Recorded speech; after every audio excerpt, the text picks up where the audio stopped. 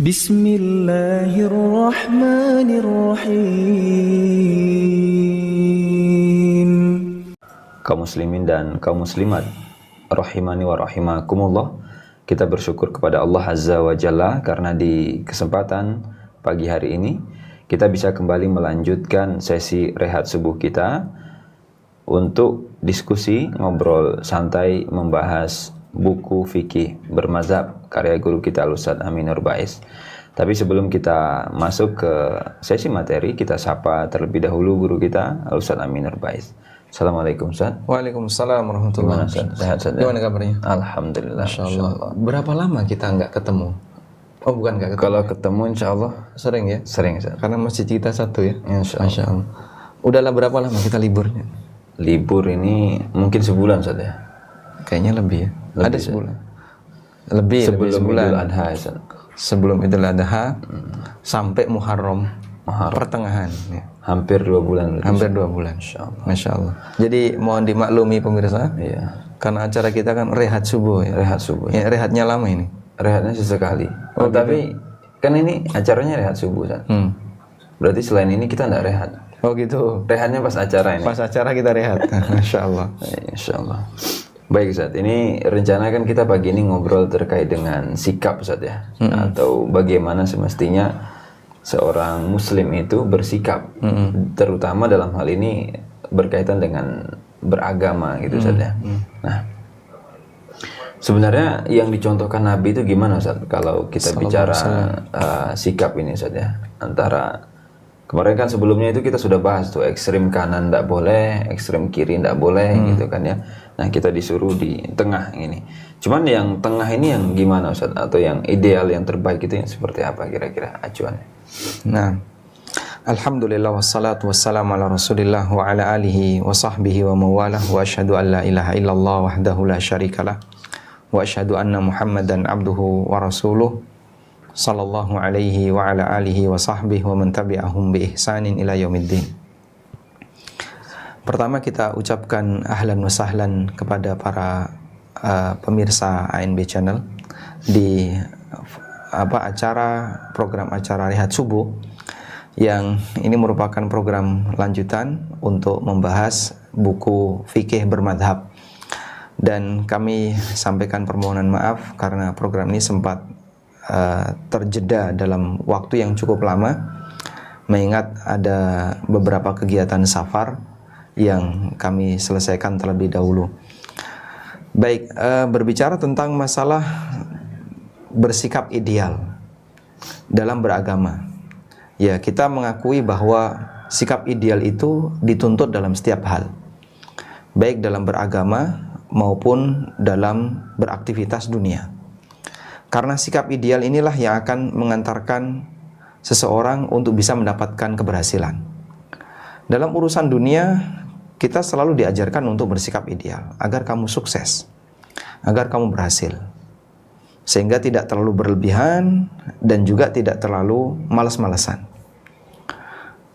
Terlebih dalam masalah beragama, Nabi SAW juga mengajarkan kita untuk bersikap ideal, karena kita tahu bahwasanya keberhasilan dalam beragama itu akan didapatkan oleh manusia ketika dia mendapatkan balasan dari Allah Subhanahu wa taala. Kelihatannya baru di yaumil akhir. Memang ada ukuran yang bisa dilihat ketika di dunia, tapi bagi kacamata sebagian orang barangkali itu belum sampai kelihatan. Artinya misalnya sebagian orang menilai ini sudah ideal, bagi sebagian yang lain itu belum. Dan puncaknya adalah penilaian itu akan ditampakkan oleh Allah Subhanahu wa taala di yaumil akhir. Baik, kita tidak sedang membahas tentang standar penilaian, tapi kita sedang membahas tentang bagaimana cara yang tepat dalam bersikap ideal. Kaidah yang disebutkan oleh Allah dalam Al-Quran bahwa sikap pertengahan itu selalu berada di posisi yang paling benar. Maka Allah jadikan umat ini sebagai umat pertengahan. Wa kadzalika ja'alnakum ummatan wasata. Demikianlah aku jadikan kalian sebagai umat pertengahan. Litakunu syuhada 'alan nas, agar kalian menjadi saksi bagi seluruh umat manusia. Di situ Allah Subhanahu wa taala sebutkan kondisi umat Islam dan fungsi dari kondisi itu. Kondisi umat Islam Allah jadikan sebagai umat pertengahan. Artinya dia tidak ekstrim, baik ekstrim kiri maupun ekstrim sebaliknya. Lalu dengan menjadi umat pertengahan, Allah Subhanahu wa taala jadikan umat ini sebagai syuhada, sebagai saksi bagi yang lain. Dan kita tahu yang namanya saksi untuk sebuah peradilan, berarti dia adalah orang yang ideal. Berarti dia adalah orang yang diterima perkataannya, yang terbaik di antara orang yang berkasus. Sehingga ketika ada yang bersengketa antara A dan B, siapa yang akan menjadi hakim? Posisi saksi inilah yang akan menentukan siapa di antara dua orang ini yang lebih mendekati kebenaran. Sehingga status syuhada, status syahid sebagai saksi, dia akan menjadi standar. Dia akan menjadi standar dari dua perbuatan yang saling bertolak belakang atau yang saling menyimpang. Sehingga Allah Subhanahu wa taala jadikan umat ini sebagai umat wasatan, umat yang pertengahan, karena posisi itu yang paling ideal. Intinya, orang bisa berada dalam kondisi ideal ketika dia jalankan panduan yang diberikan Nabi sallallahu alaihi wasallam. Karena Nabi sallallahu alaihi wasallam dijadikan oleh Allah sebagai imam bagi umatnya, dan umatnya dalam posisi sebagai umat yang wasatan, pertengahan. Dan orang yang paling wasat, orang yang paling pertengahan adalah murid-muridnya Rasulullah SAW, di mana mereka mengambil keseluruhan ajaran yang disampaikan oleh Nabi SAW. Kita sebut mereka adalah generasi yang terbaik. Itulah para sahabat. Saat ayat ini turun, siapakah manusia yang pertama kali mendapatkannya? Para sahabat. Wa kadzalika ja'alnakum ummatan wasatan. Demikianlah kami jadikan kalian, yaitu para sahabat, ketika ayat ini turun, ummatan wasatan, sebagai umat pertengahan. Sementara umat yang lain mengalami posisi kecondongan, kadang ada yang ekstrem kiri, kadang ada yang ekstrem kanan. Dan contoh pertama itu terjadi pada orang-orang Yahudi dan Nasrani, ahli kitab. Sehingga di saat ahli kitab, mereka dalam posisi tidak ideal. Ada yang terlalu miring kiri, ada yang terlalu miring kanan. Maka kaum muslimin yang merupakan umat Muhammad SAW dijadikan oleh Allah di posisi pertengahan, dan mereka jadi saksi. Siapa di antara dua umat ini yang menyimpang, dan penyimpangannya ada di mana? Nah, itu bisa dilihat dari neracanya. Neracanya adalah di posisi yang tengah. Kemudian generasi ganti generasi sampai muncul zaman kita. Dan semakin jauh dari zaman nubuwah, potensi penyimpangan yang dilakukan oleh manusia selalu bermunculan. Sehingga ada yang lebih condong ke arah Yahudi, ada yang lebih condong ke arah penyimpangan Nasrani. Jadinya umat ini tidak berada dalam kondisi ideal. Oleh karena itu, kita diajarkan kembalikan kepada kondisi yang ideal agar umat ini tetap bertahan dalam posisi sebagai umat wasatan. Wallahu a'lam. Itu kurang lebih pengantar tentang masalah umat ideal. Nah, baik Ustaz. Ustaz, di dalam Al-Quran itu kan Allah sebut Ustaz ya, Allah berfirman di antaranya surat Taghabun ayat 16 ini, fattakullah mastata'tum gitu ya. Artinya ya bertakwa kepada Allah itu sesuai dengan kemampuan kita. Dan juga Nabi di antara hadis beliau itu mengatakan saddidu wa qaribu gitu ya. Artinya lakukan dengan benar dan dekati kondisi yang sempurna gitu. Nah Ustaz, pemahaman yang tepat terhadap ayat atau mungkin hadis ini kira-kira seperti apa Ustaz? Karena begini Ustaz, kadang itu di masyarakat sebagian itu bawa dalil juga Ustaz. Oke, dalil ini tapi nggak tahu ya apakah itu pemahaman yang benar atau tidak. Misalkan ya kalau teman korupsinya 10 juta, kita korupsi 1 juta enggak apa-apa. Namanya kan ittaqullah mastata'tum. Jadi bertakwalah kalian kepada Allah sesuai kemampuan Ustaz. Nah, jadi ya saya ini ya wong mampunya saya bertakwa itu ya seperti ini. Nah, gitu loh. Jadi korupsi 1 juta. 1 juta itu. Jadi sebenarnya korupsi 1 juta itu didefinisikan dengan tidak korupsi 9 juta. Betul, Ustaz. Jadi kalau teman saya itu ya dia korupsinya 10 juta. Maka bentuk takwa saya enggak korupsi 10 juta. 9 juta. Oh iya, enggak korupsi 9 juta. Jadi 1 juta saja. Karena atau mungkin apa lagi? Misalkan gini, tadi kayak Sadi 2 Qoribu itu Ustaz. Yang ideal gitu ya Ustaz. ideal itu kan namanya muslim sholatnya 5 waktu, Ustaz. Betul. Jadi ya dari subuh, zuhur, asar, maghrib, isya. Nah, saya mungkin karena orang kantoran, subuh udah ke kantor, kemudian nanti sore baru pulang, ya paling yang dapat itu zuhur, asar mungkin gitu kan ya. Sama isya. Sama isya 3, jadi ndak 5. Kan ini lebih baik, Ustaz. Jadi kata Rasul kan saddidu wa qaribu. Ya kalau nggak bisa 5, 3 kan lebih baik, Ustaz, gitu ya. Daripada 0 sama sekali. Nah, ini memahami ayat atau hadis ini sebenarnya konteksnya yang pas itu kira-kira gimana, Ustaz? Karena kan kalau main bak dalil ya semua bisa bak dalil, Ustaz. Ya. Apalagi kita sudah tahu terjemahannya seperti itu, Ustaz. Iya, Masya Allah. Baik. Iya, jadi memang jika kita bicara dalil, kadang semua orang akan menggunakan dalil, tapi untuk maksud dan tujuannya membela penyimpangan yang dia lakukan. Pada waktu Ali bin Abi Thalib mendengarkan komentar orang Khawarij, ketika orang Khawarij itu beralasan dengan beberapa ayat Al-Quran, Ali mendapatkan informasi, kenapa sih mereka mengkafirkan aku dan mengkafirkan beberapa para sahabat. Maka Ali dikasih tahu, mereka mengkafirkan dengan alasan ini, alasan ini, alasan ini. Maka ketika Ali pertama kali mendengar dalil yang mereka bawakan, Ali bin Abi Thalib radhiyallahu anhu mengatakan, kalimatul haq urida bihal batil. Kalimat yang benar tapi dimaksudkan untuk membela kebatilan. Karena nggak mungkin ada ayat yang salah, tidak mungkin ada hadis yang salah. Surat At-Taghabun, fattaqullaha mastata'tum, firman Allah. Kita tidak akan mengatakan ayat ini salah. Hadis Nabi SAW, fasaddidu wa qaribu, hadis sahih riwayat Ahmad. Kita tidak akan mengatakan Nabi SAW salah ketika memberikan panduan seperti ini.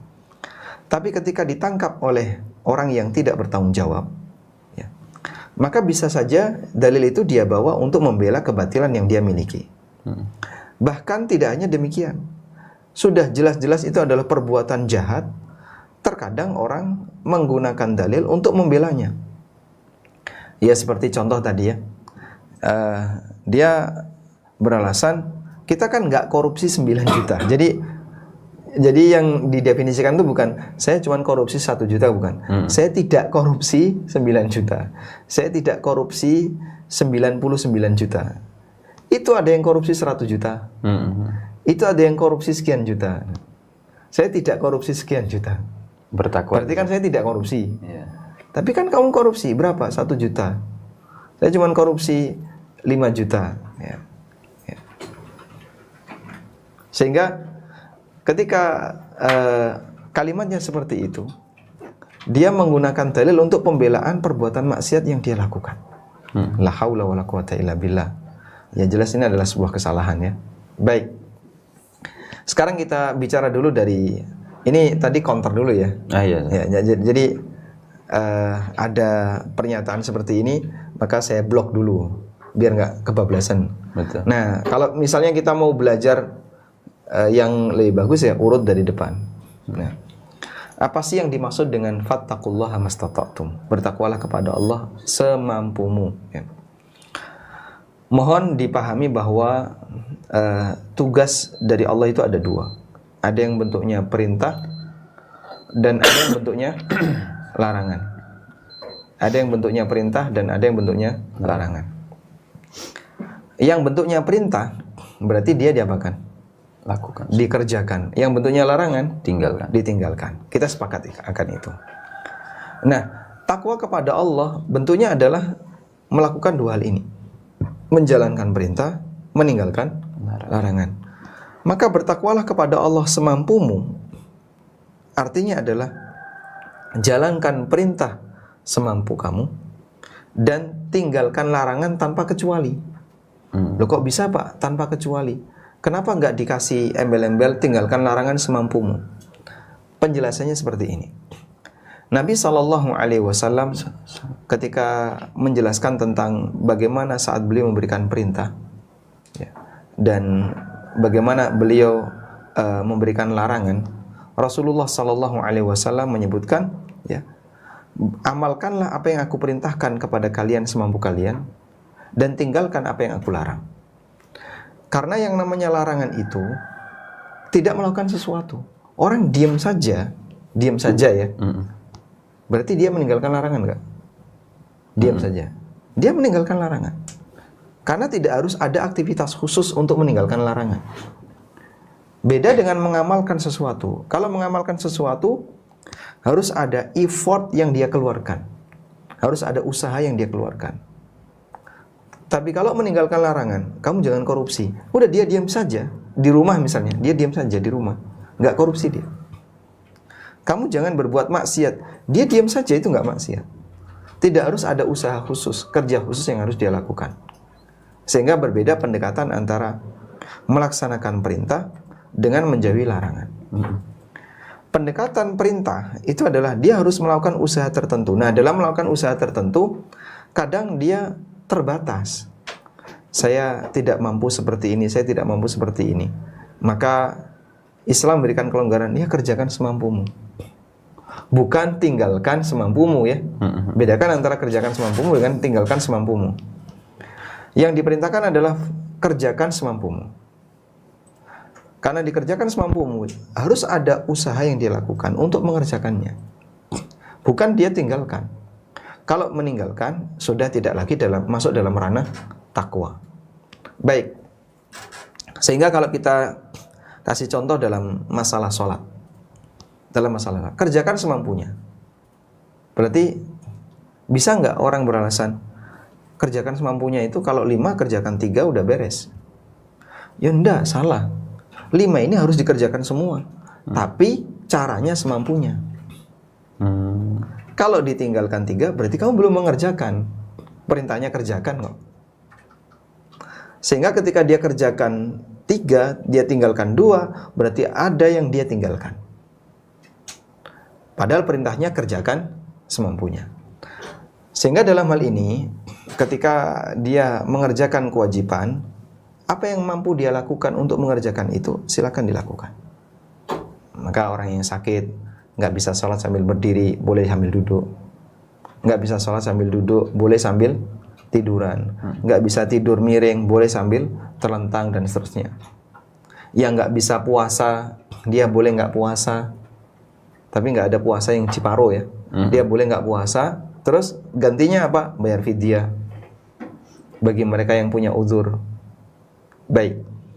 Sehingga dalam posisi ini, syariat memberikan kewajiban bagi para kaum muslimin untuk melaksanakan itu semampunya. Kalau nggak mampu, ikuti penggantinya. Wallahu a'lam. Nah, untuk melakukan hal yang ideal, seperti yang tadi kita sebutkan ya, untuk melakukan hal yang ideal, itu kan butuh perjuangan yang berat. Maka Nabi SAW arahkan, fasaddidu, komitmen dengan yang lurus. Tapi komitmen dengan yang lurus ini berat. Kadang kan orang terjadi serong-serong gitu. Nah, kalau nggak bisa komitmen dengan yang ideal 100%, minimal waqaribu, dekati. Kamu dekati. Jadi jangan dilepas.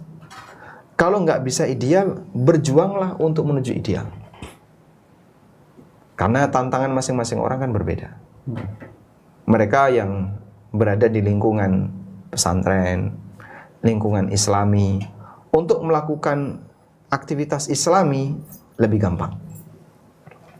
Tapi mereka yang berada di lingkungan yang tidak mendukung itu, untuk melakukan aktivitas islami akan ada banyak gangguan. Maka Islam mengajarkan, qaribu, dekati sebisanya. Ya. Sehingga ketika orang itu mendekati yang ideal, maka berarti dia masih ada usaha dan perjuangan untuk jadi orang baik. Namun kalau, wah saya udah nggak bisa, tak lepas, ya sudah, hilang nanti kamu dari peredaran yang ideal ini. Ibarat misalnya ya, saya nggak bisa tiap hari. Ya sudah, bisamu berapa hari sekali? Ya, kalau 3 hari sekali saya bisa. Baik, 3 hari sekali.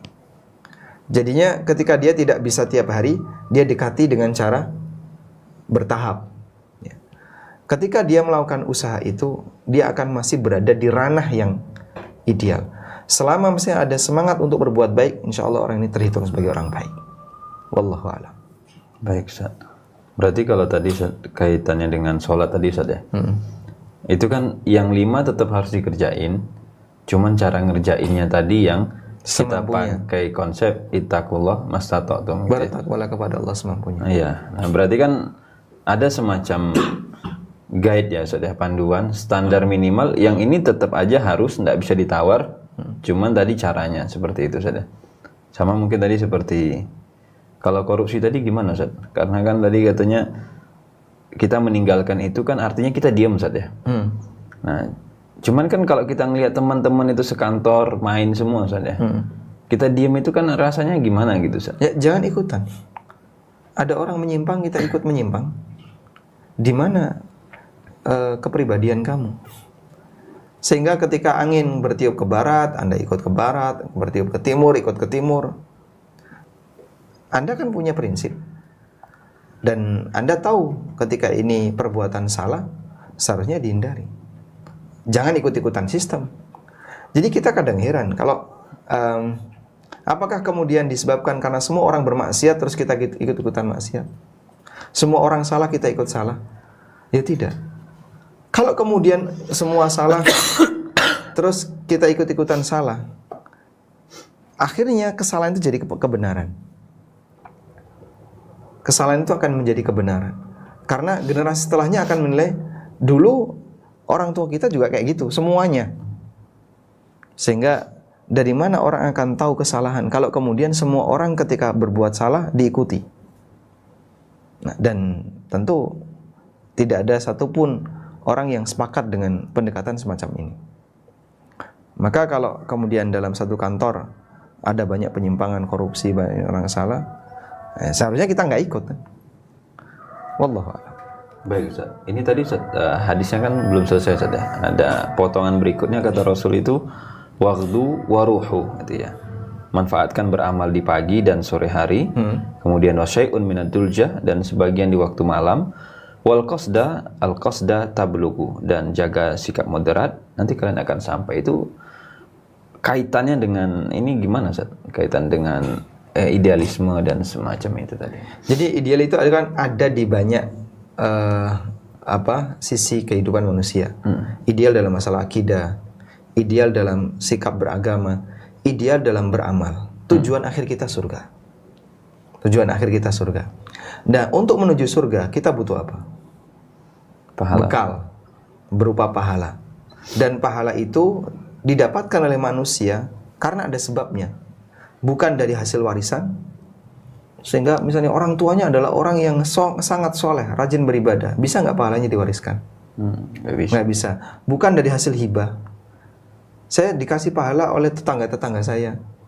Kalau dikasih kacang, ya, dikasih kue, bisa. Sehingga pahala di sini pada asalnya didapatkan oleh usaha masing-masing hamba. Baik. Lalu Nabi SAW menyebutkan, aktivitas kita kan banyak. Beliau ngasih gambaran seperti orang melakukan perjalanan di masa silam. Orang ketika menempuh perjalanan di padang pasir, dia menempuh perjalanan yang sangat menakutkan, penuh dengan potensi bahaya. Tidak hanya bahaya alam, termasuk juga bahaya manusia, termasuk juga bahaya binatang.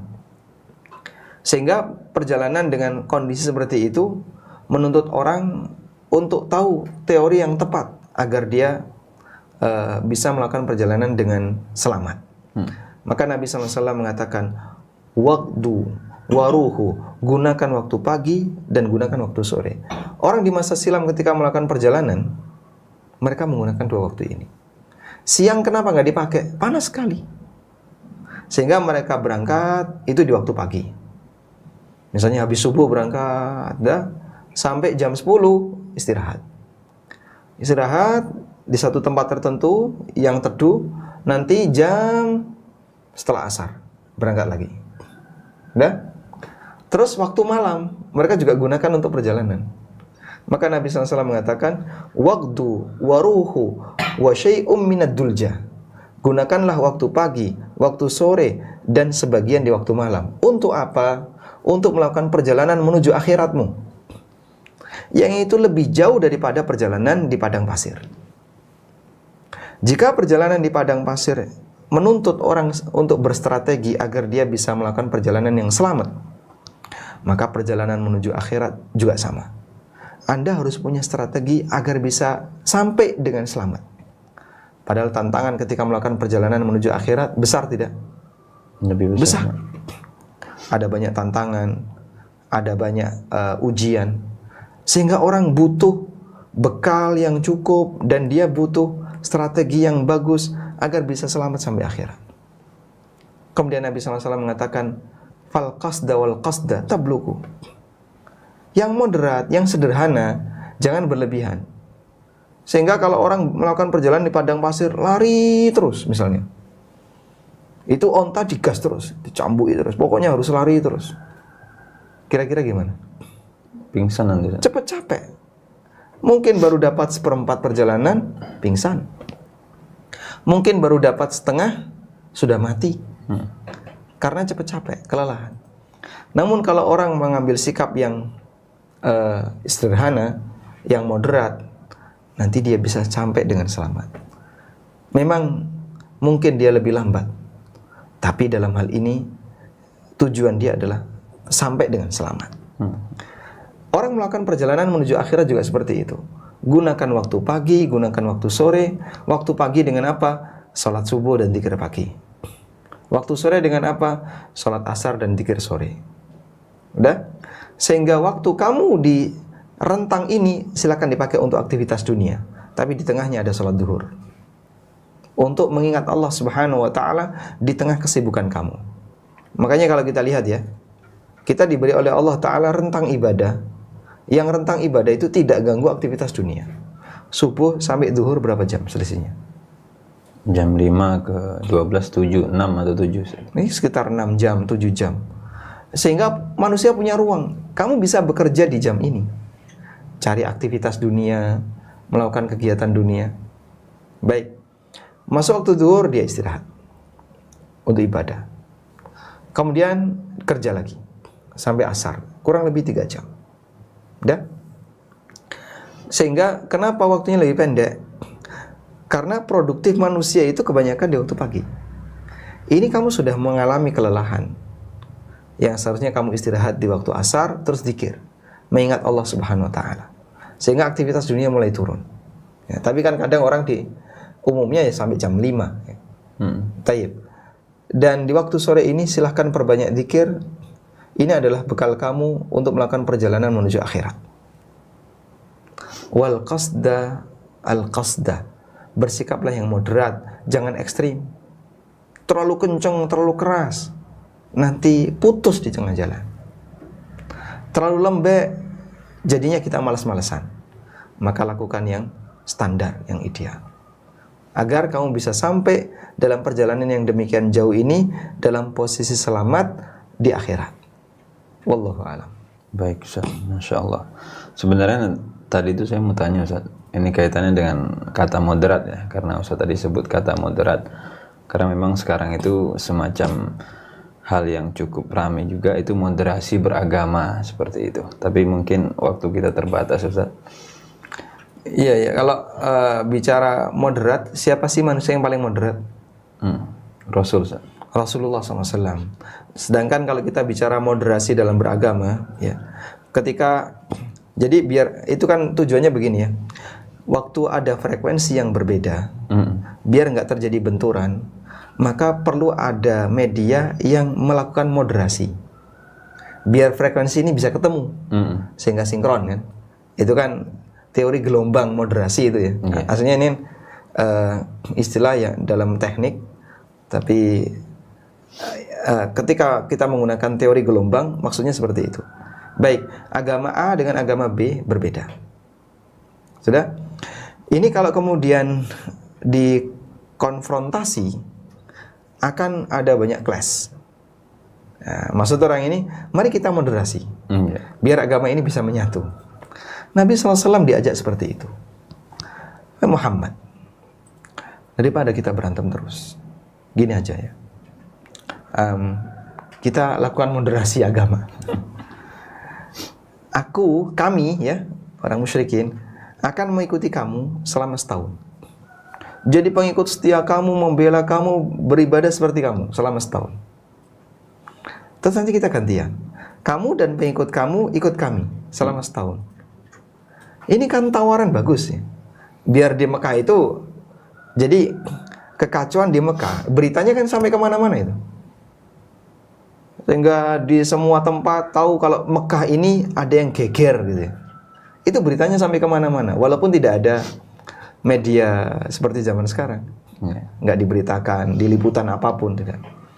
Tapi orang berangkat ke Mekah untuk haji, pulang bawa berita itu. Berangkat lagi, pulang bawa berita itu. Selama kurang lebih 13 tahun. Geger kota Mekah selama kurang lebih 13 tahun. Nah, mereka itu ngasih solusi kayak gitu. Apa jawaban Allah Subhanahu wa taala? Qul ya ayyuhal kafirun la a'budu ma ta'budun wala antum a'biduna ma a'bud, dan seterusnya sampai di akhir ayat lakum dinukum waliyadin. Bagian ini nggak bisa dikompromi. Beda frekuensi, ya bertahan beda frekuensi. Gimana mau dimoderasi? Kan ini masalah ideologi. Sehingga seolah-olah moderasi itu yang atas tolong dong turunin di bawah dikit, yang bawah tolong dong dinaikin dikit. Nah, ketemu kan? Ya. Itu kayak siapa ya? Kemarin saya dengar ceramah, ada salah satu Pak Hashim Muzadi kalau nggak salah. Pak Hashim Muzadi kan sempat cerita ya. Pada waktu itu Pak Yusuf Kala yang jadi wakil presiden, terjadilah perbedaan dalam menentukan hari raya. Ya. Akhirnya pemerintah ingin menyatukan itu dengan mengundang wakil masing-masing ormas. Kalau tidak salah ya, Pak Yusuf menyampaikan ini ceritanya Pak Hashim Muzadi rahimahullah. Bisa nggak pendekatan kalian itu dimoderasi? Jadi berapa sih standar derajatnya? Kalau dulu kan masih 2. Dulu masih 2. Coba gini aja. Kalau Muhammadiyah selama berada di garis istiwa, naik dikit masuk tanggal. Sementara NU punya standar, pokoknya kalau masih di bawah 2 derajat nggak dipakai, harus di atas 2 derajat. Nah, turun. Terus disarankan, coba dong yang 2 derajat turun 1 derajat, yang 0 derajat naik 1 derajat, kan ketemu di angka 1. Biar nggak beda. Tapi nyatanya kan nggak bisa. Karena prinsip ini masing-masing dipegangi. Sekarang jadi 3 kan. Lebih tinggi lagi standar yang ditetapkan oleh Mabims, Menteri Agama beberapa negara itu. Jadi seperti ini tidak bisa. Latar belakang itu ketika mau disatukan tidak bisa. Apalagi kalau masalah agama yang ideologinya hitam putih. Maka ketika Rasulullah SAW ditawari moderasi, Allah yang ngasih jawaban, lakum dinukum waliyadin. Kau punya akidah, aku punya akidah. Wallahu a'lam. Baik, Masya Allah.